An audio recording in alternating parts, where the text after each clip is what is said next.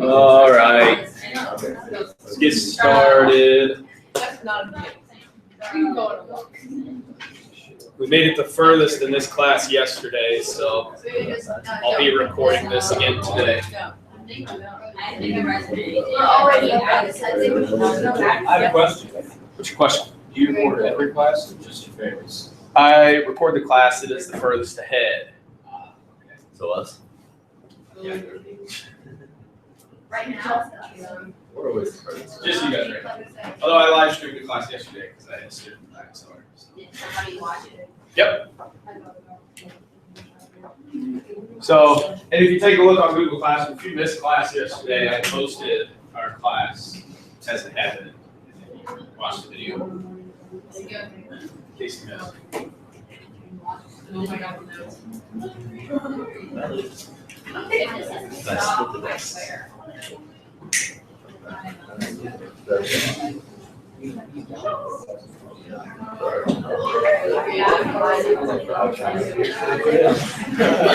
All right, trying to get started. Take a look at this real quick.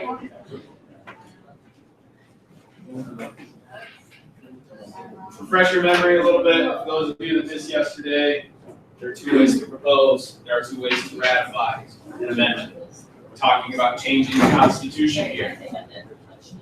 So, an example I used yesterday later on in the day that I didn't use in your class would be, how many of you have a school rule that you don't like, or that you would like to change, or one you would like to add, maybe? What does it mean? That was always my thing. What's phone policy? What would you like to change about?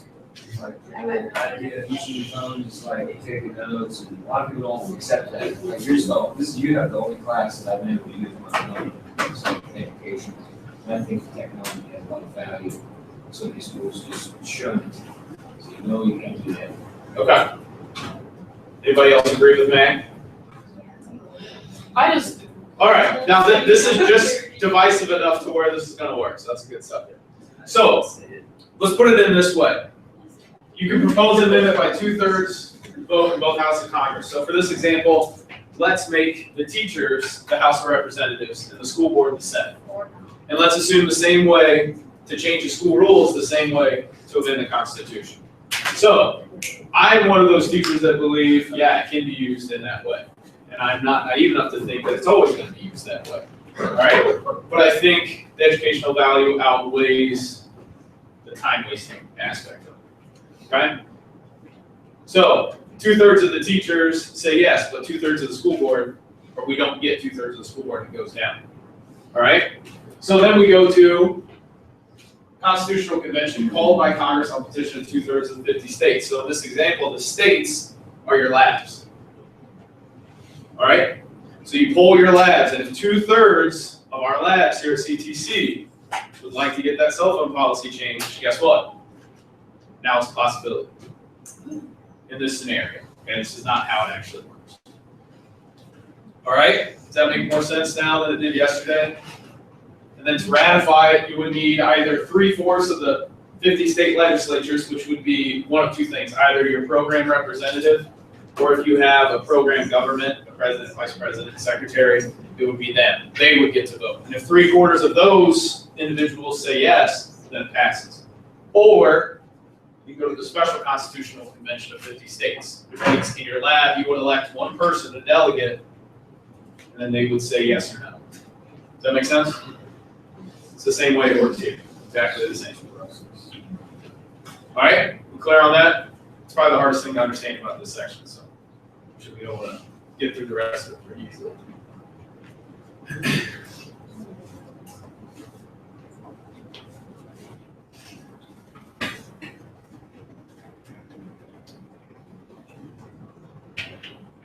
And then, was that it? This is the first new thing here? Okay, we talked about formally changing the Constitution, exactly what you have to do. But there are ways to change the Constitution without changing the constitutions. Okay, informal ways. Now, informal changes to the Constitution sort of are unplanned. They kind of happen in the spur of the moment or happen by accident. And there are a few examples of informal changes to the Constitution. that have eventually become formal changes to the Constitution. There's one here. The founders gave authority to spell out many details of the national government and expected Congress to do this. They said Congress is the one that's going to provide these details to the government. So to be more specific, Article 1 gave Congress the power to levy taxes. It's a pretty broad thing.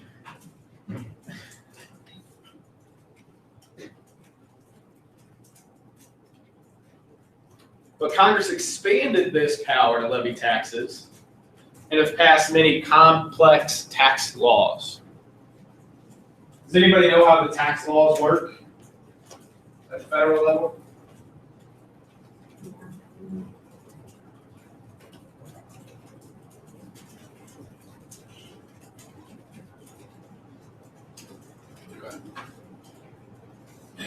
Basically, you are charged an income tax at a percentage of your income. But that percentage goes up the more money you make. So the more you make, the more you pay in taxes. All right, now the tax brackets have recently changed, so I don't know them off the top of my head. So if somebody wants to look them up real quick, I'll help explain it to you how it exactly works. And I was like trying to complain to my mom about how much my work pays. And then she was like, really, if I take a look at my check, because I think I have like 600. It's like, oh, never mind. Yeah, you weren't here yesterday, but I was telling them I lose about 32 to 33% of my paycheck every month. Oh, it's just so good. Yeah, it's pretty bad. It gets worse as you get older because you have to start paying for retirement. You know, you lose over $200 a month every month Is this what you forever. I don't know what it is. Oh, you have the tax brackets. It has all the Washington passwords. This is for Ohio.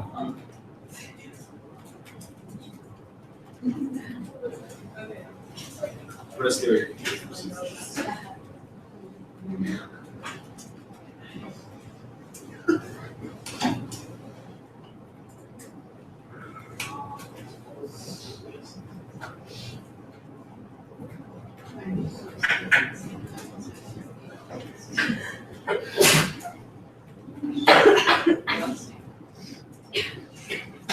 All right, here we go. If you are a single person, can't be married, and you make less than $10,000, 10% of your income goes to federal taxes. That's not state taxes or Medicare or Medicaid or Social Security or local taxes. Okay? But none of us want to make less than $10,000 a year, right? So this next bracket is just under the average. You pay 15%. You pay 15% from anywhere between $10,000 to about $37,000.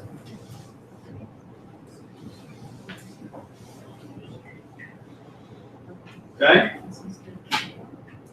Here's where it gets interesting. If you make more than $37,000, so anywhere between $37,000, I think it's at $97,000, you pay 25% tax. That doesn't seem. So if you make, it's actually like 401. So if you make $37,401, you get taxed at 15%. If you make $37,402, you get taxed at 25%. Then it goes up. That's because the average American makes between 37 and 80,000. So the highest proportion of people are in that bracket right there. If you make more than that, so it goes to 28% from 90 to 189. It goes to 33%, 189 to 411, and then 35%, anything above 413,000. So the thought is, if you make that much money, you've got money left over to pay taxes, right? If you don't make a lot of money, Your taxes are. yes. So is that, having all forms of income? Yeah, if you make money, it's taxed. So it's, say a musician makes $1 million a year, they can get taxed at 29%, or is it 28%? You have to file your income in. But the way that works is you're not paying income tax right away. So if you made your $1 million, when you file your taxes at the end of the year, the government will take it. So if you make $1 million, you'll have to pay 39.6% of your income to the government at the end of the year. So to put that in perspective, if you make $1 million, you have to give 400,000 of it to the government. What? If you make $1 million a year, you actually make $600,000 a year. How about you don't do it? That's how it works. State brackets is a little less invasive, but let's say you make the average, 25% of your income goes here. You're gonna have like 5 or 6% of your income go to state taxes. A portion of it's gonna go to Medicare and Medicaid and Social Security. Then you have local taxes, then you have property taxes. And then the money you have left over, when you buy stuff, you have to pay sales tax. So they say, generally speaking, about 50 to 60% of your income is gone in taxes a year. That's just. Because of sales tax and because of all the taxes you pay throughout the year that you don't pay. And that's just federal, That's just federal, that's one thing. Yeah. I mean, I have 8 things that come out of my paycheck. It's not Social Security because I have a retirement, because I have disability, I have life insurance, and it's just all just comes out. You said you pay about how much, that 32%? I lose about 33%. That'll go up the more money I make. So the older I get, the more I pay taxes.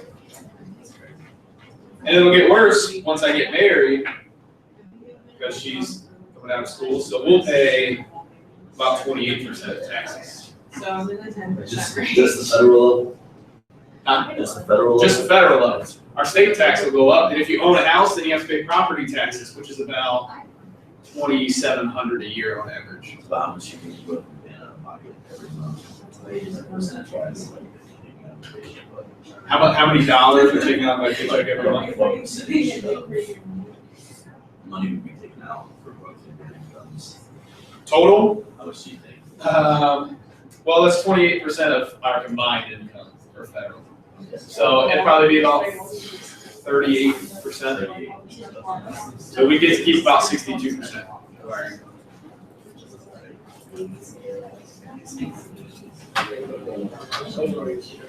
Okay?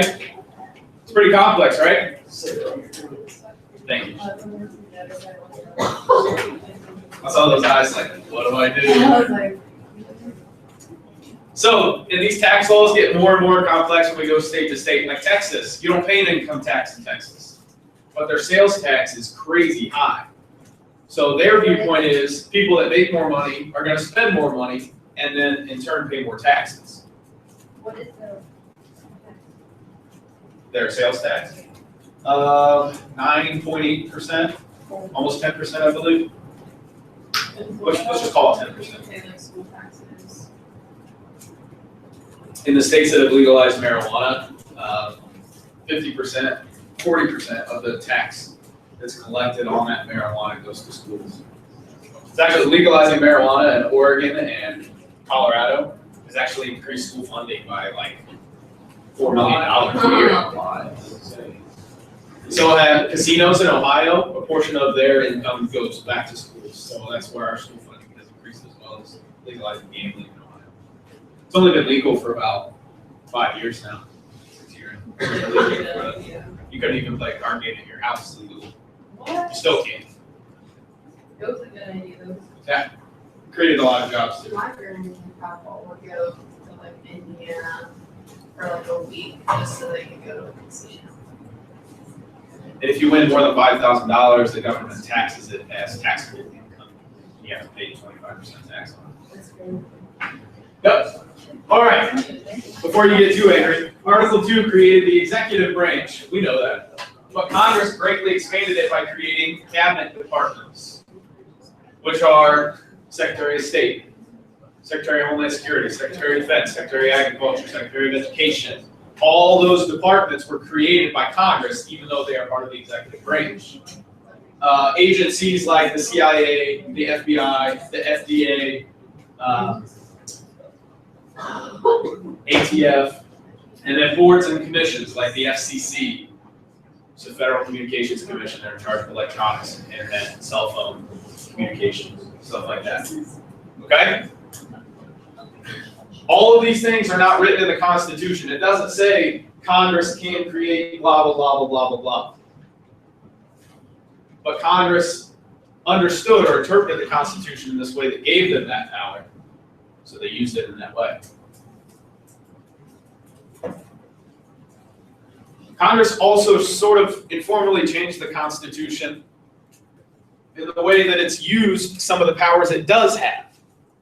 For example, under the Constitution, the House can impeach a government official, and the Senate determines guilt or innocence.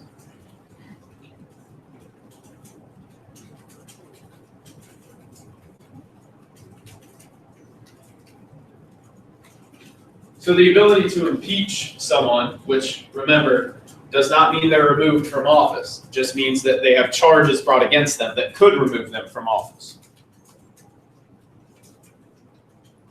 But the power to actually remove that person goes to the Senate. And if the Senate determines they are guilty, they can be removed from office. If the Senate determines they are guilty, they also don't have to be removed from office. Andrew Johnson, the first president to ever be impeached, was found guilty, but was short of the 2/3 vote needed to remove him from office. So he stayed in office. Same thing with President Clinton. He was found guilty for perjury. Does anybody know what that is? Yeah, lying under oath. What do you like about? A lot of different things. A lot of you may not know this, but Bill and Hillary Clinton were involved in a scandal with insider trading, where they had invested a bunch of money, and somebody involved in the company they had invested in said, "Hey, we're going to tank. Sell all your shares." They sold all their shares and then tanked the next day. That's illegal. You're not allowed to do that. Like they're going to plummet. Like a crash, basically. Stock market crash. Sold money, still give you profit. So, It's the same thing like a CEO of a company is allowed to own shares in his own company. But if a CEO sells 1,000 shares and then causes his company to fail and then buys back all those shares at a lower price and then brings it back up, that's illegal. Because you have direct control over that company. So you can't make money off of making your company go bankrupt. Does that make sense?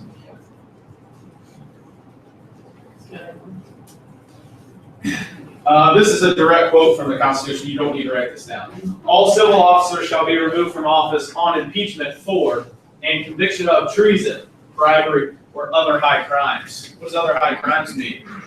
Felonies? It could.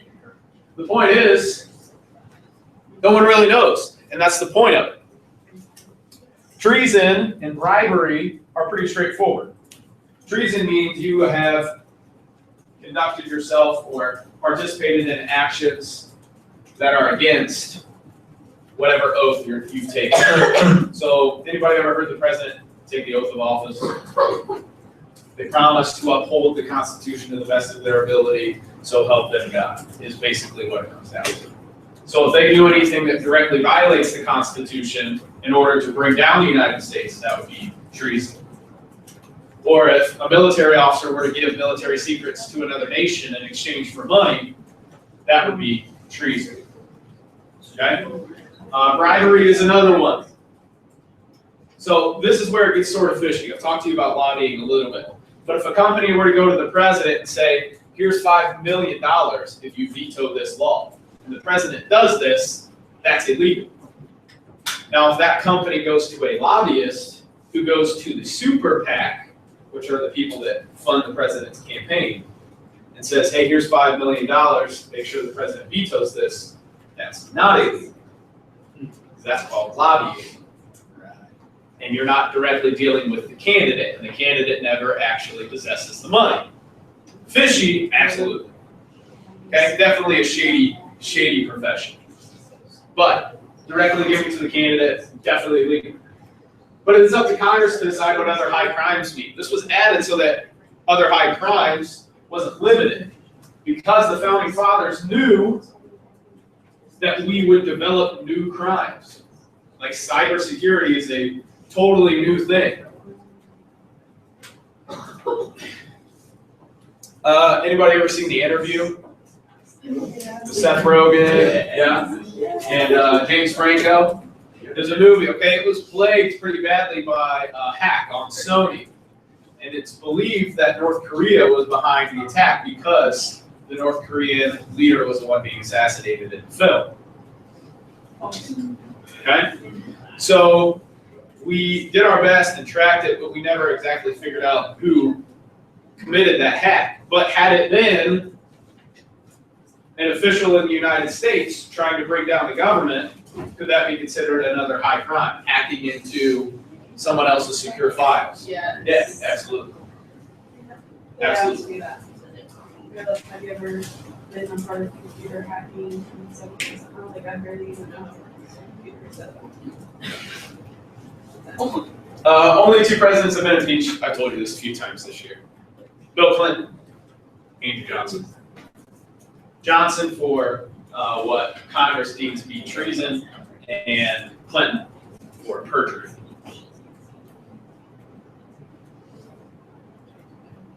Does anybody know what the 25th Amendment is? It's a fun one. In 1841, William Henry Harrison became the first president to die in office. Does anybody know how long his term was? 37 days between his swearing into office and his death. 37 days. And guess where he was from? Ohio. Ohio is known as the cradle of presidents. We've had 8 presidents, more than any other state in the Union, which is even more impressive when you think about the fact that Ohio was not a state at the beginning of the country. He was the first to die in office. Now what happened is his vice president, John Tyler, assumed the powers of the president and started making decisions just as the president had. But at this time, we didn't have a protocol for this. There was no, if the president dies, so-and-so is in charge. So a lot of people were pretty upset, and they argued that Tyler's legitimacy, or his right to power, should never have been there. Tyler should never have been in power. And they questioned Tyler's interpretation of the Constitution or enforcing those laws.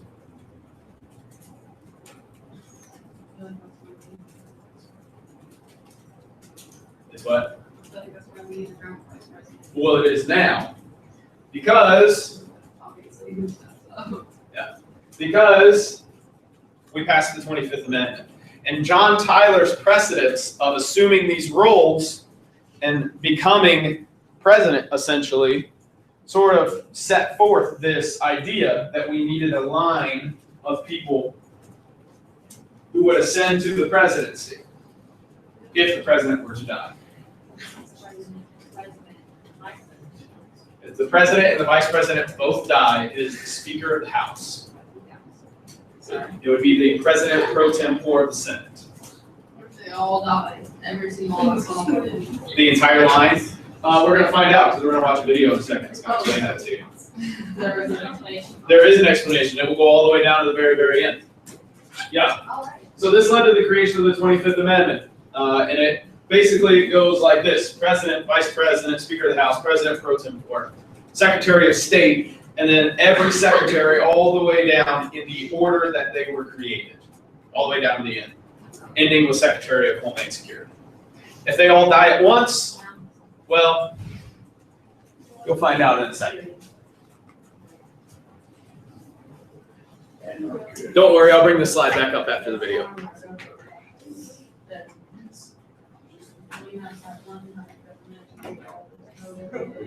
What happens if the President of the United States were to die?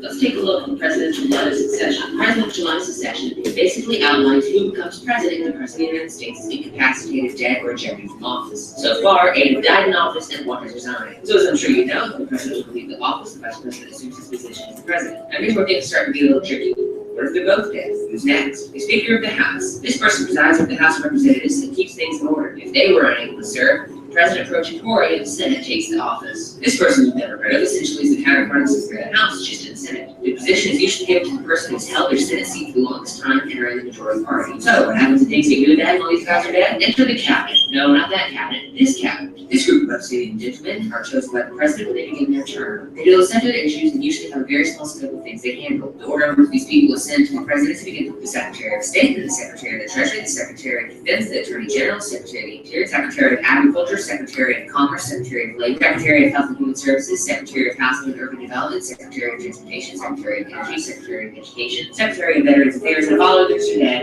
the Secretary of Homeland Security. Let's take a look at a few scenarios of how the United States prepares for it. Each year, the President is required to give a State of the Union address at which all cabinet members appear. Well, almost. You see, America, to avoid having to deal with quite a sticky mess, decided to create something called a designated survivor. In the event that the Capitol building is blown to bits during the State of the Union, one person, usually something like the Secretary of Agriculture, stays behind in the White House in a blue bomb-proof bunker. They must be at least 35 years old and be born in the United States. This ensures that someone will still be alive to appoint a new Vice President and a new cabinet. Now let's think. What happens if this designated survivor dies too? This wasn't specifically outlined in the Constitution, but it's technically up to the House to elect a new Speaker or the Senate to elect a new pro tempore, and whoever gets elected first gets to be the President. And so if you really want to go all the way, what happens if there are no congressmen left alive? Well, aren't we in a situation? I promise right now that it'll never ever get this bad. If there isn't a single congressman left alive, it's probably going to be chaos. Someone working in the White House will probably appoint themselves acting president until things can get back into order. So if the president ever leaves the office, it goes first to his vice president, the Speaker of the House, the Senate pro tempore, and onto the cabinet. And if no one there is left, then it goes to the House and to the Senate to elect the new Speaker or pro tempore. And if none of those people are left alive, likely neither are you. If you enjoy this episode, don't forget to like and subscribe. And if you So what if that like so fast? All right. Yeah, I don't know why everybody that makes political videos talks extremely fast. Dude, for a second I thought it was gibberish. Yeah. To recap it, President, Vice President, Speaker of the House, President pro tempore, which is basically the Speaker of the House and the Senate, like you said. Then it goes to the cabinet members all the way down to the very end, and if they're all dead, then the Senate and the House would elect a new Speaker of the House or President pro tempore. Whoever does it first, that person becomes president, then they would appoint a vice president, and then refill the cabinet offices. Okay? So, Speaker of the House is the leader of the House of Representatives, President pro tempore is the leader of the Senate. What's the election? At the exact same time, it would be the Speaker of the House, because they are ahead of the President pro tempore in the ascension. Does that make sense? Does anybody know the president that served the United States that never ran for president and never had a vote cast for them for president, but was president? Nope, I remember the question. What's his name? First name or last name?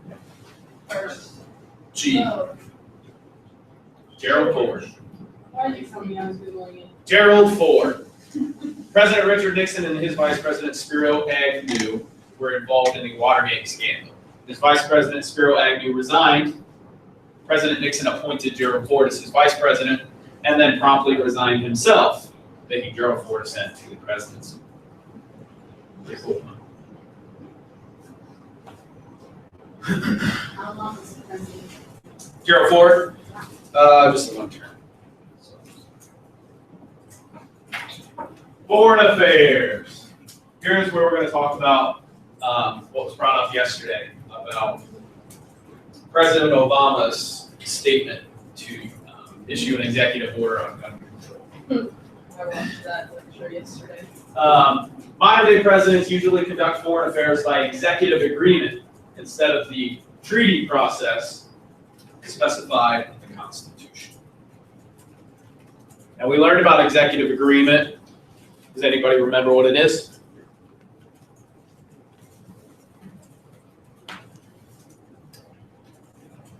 The answer's in the term.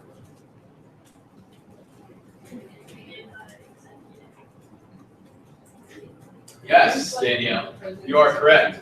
It is an agreement among executive officers or the executive branches of two governments. So normally it's the President of the United States and any other leader of any other nation. And this functions virtually the same as a treaty. The difference is a treaty is very formal. It has to be passed by Congress, signed by the President, written down on a piece of paper, and then signed by the other country that's involved. An executive agreement is as simple as if I'm the President of the United States, gave to the President of Russia, I say, hey, we're going to attack ISIS, but we're not going to attack you. And Caton says, hey, we'll do the same thing. Done. Since we both control the militaries of our respective countries, we can make that decision without having any sort of approval from Congress. Does that make sense? So that's the difference. Executive agreements are very informal. This functions a lot like laws and executive orders. Now, executive orders aren't exactly laws, and they do terminate, but the President does have the power to issue an executive order if he thinks that executive order is going to help him carry out other laws or prevent other crimes from happening.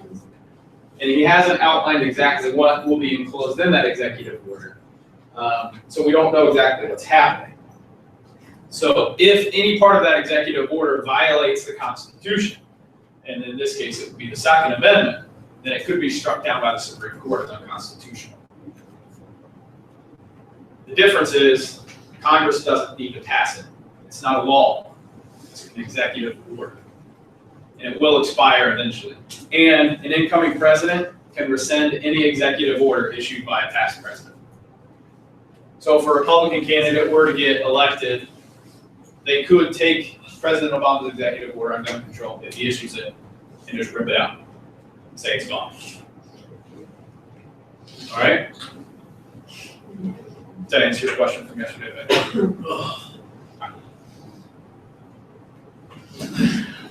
It's pretty simple for foreign affairs. It's about as far as it goes. Domestic affairs. The founders assumed the president would be mostly concerned with carrying out the laws or making sure what Congress has said needs to happen happens. But what they didn't expect is the president to become so involved in actually making the laws. And president's involvement with legislation has continued to increase the further away we get from the signing of the Constitution. If you remember back, one of the powers that the president does have is to propose legislation in Congress. They can't vote on it, they can't pass it, but they can propose it. Presidents almost never propose legislation prior to modern day presidents, which modern day is typically considered about Calvin Coolidge area forward, 1920s. Calvin Coolidge, he was one of the presidents where there were no wars, no domestic conflicts, pretty much nothing happened while he was president. No attacks, no nothing. It was in between World War I and World War II. And then Herbert Hoover came in. Everybody blamed him for the Depression. They threw him out. Well, they didn't re-elect him. FDR came in. He was elected 4 terms. He died in office. He was replaced with Harry S. Truman. And so on and so forth.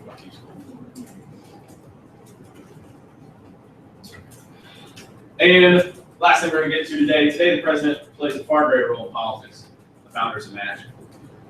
They really envisioned the president to sort of be a figurehead, sort of control the military, enforce the laws. They didn't think that they would get directly involved in making the laws and proposing legislation.